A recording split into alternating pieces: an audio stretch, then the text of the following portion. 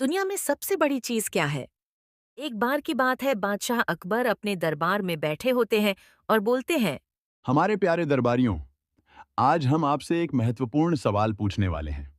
देखना है कि आप में से कौन इसका सही उत्तर दे पाता है। सवाल यह है कि इस दुनिया में सबसे बड़ी चीज क्या है? दरबार में हलचल होती है। सभी दरबारी सोच में पड़ जाते हैं। एक दरबारी थोड़ा आगे बढ़कर। जहां पनाह, मेरी नजर में इस दुनिया में सबसे बड़ा पर्वत है। उसका विशाल आकार किसी से भी नहीं झुकता। अकबर मुस्कुराते हुए। अच्छा, पर्वत। थोड़ा रुकते हैं। और किसी का कोई जवाब? दूसरा दरबारी आगे बढ़ते हुए। हुजूर, मेरे ख्याल से इस दुनिया में सबसे बड़ा आकाश है। आकाश की कोई सीमा नहीं है, वह अनंत है।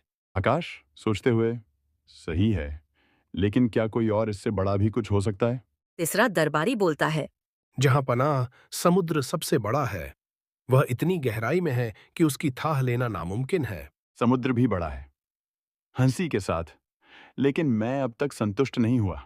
बीरबल, तुम बताओ, इस दुनिया में सबसे बड़ी चीज क्या है?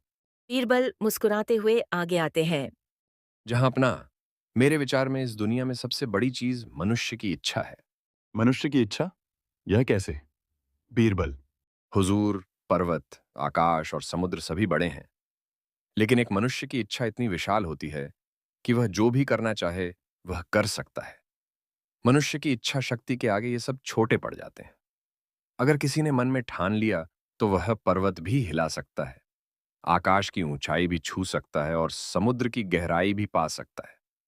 मनुष्य की इच्छा ही उसे महान बनाती है। बीरबल, तुमने हमेशा की तरह सही उत्तर दिया। वाकई, मनुष्य की इच्छा शक्ति सबसे बड़ी होती है। तुम्हारी बुद्धिमत्ता की हम प्रशंसा करते हैं। यह सुनो दरबारियों, आज बीरबल ने एक बार फिर साबित कर दिया कि इंसान की इच्छा शक्ति से बड़ी कोई चीज नहीं है।